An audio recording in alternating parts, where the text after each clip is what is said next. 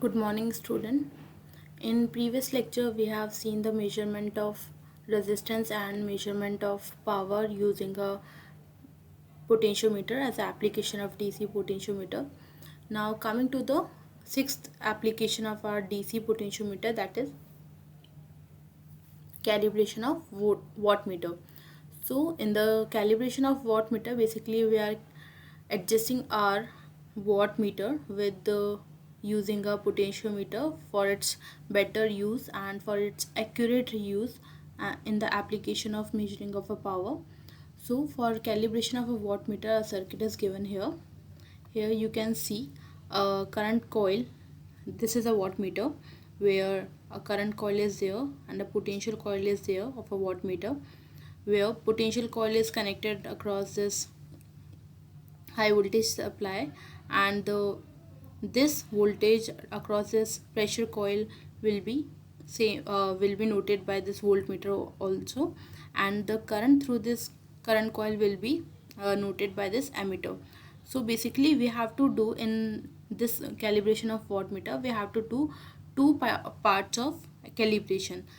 That is, first one is calibration of this ammeter and calibration of this wattmeter. Using these two, we'll get the calibration of wattmeter automatically.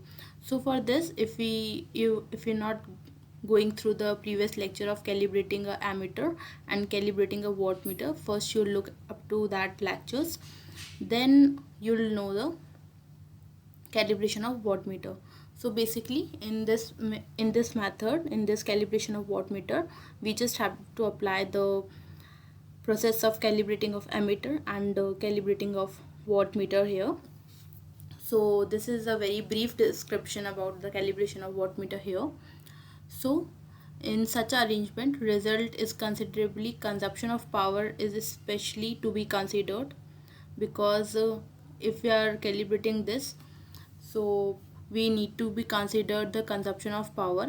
When the wattmeter has a large rating, there will be a large consumption of power.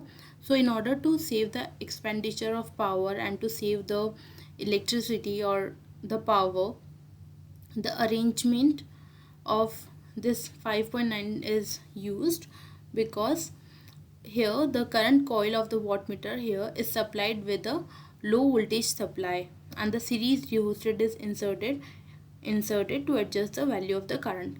So here this is also called like a phantom loading. In our first unit, we have studied how to use the wattmeter calibration for by supplying the current coil with the low voltage supply. We have seen the phantom loading of a wattmeter.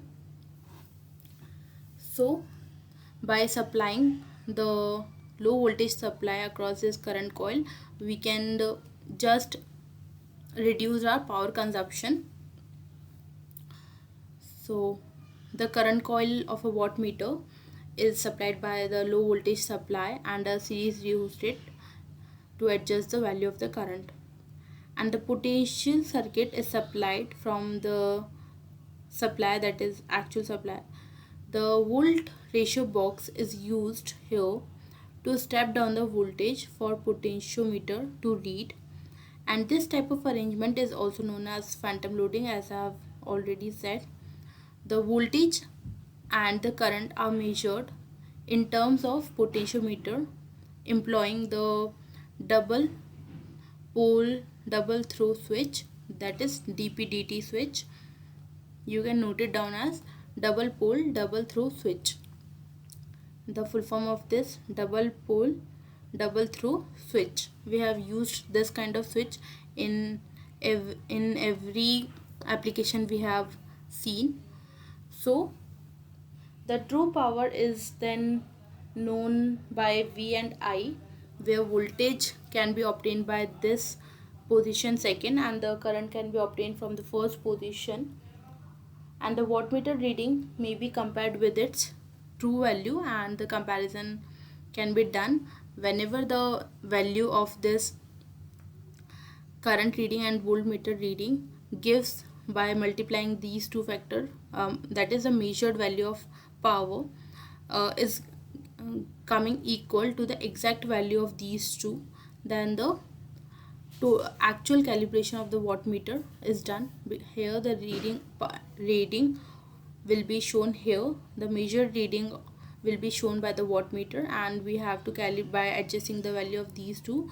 We'll have to do the balance of these two power across this wattmeter and by the measuring from the potentiometer. So in between these two we have to balance our value for at a exact position, so that the wattmeter is adjusted and we can say that is standardized or calibrated for its further and unique use in the another circuit. So this is how we'll calibrate our wattmeter. For again I'm saying, if you want to know like what is the procedure of calibrating an ammeter and calibrating of voltmeter, you should see the previous lecture of calibration of ammeter and a voltmeter, and by these two will calibrate our wattmeter. So this is all about calibration of wattmeter.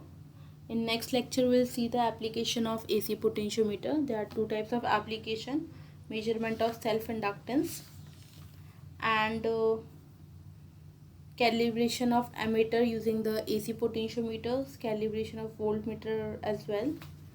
These are the similar kind of method which we used in the using while DC potentiometer applications. So if you have any query you can write me. Till then, continue lectures, stay healthy, stay safe.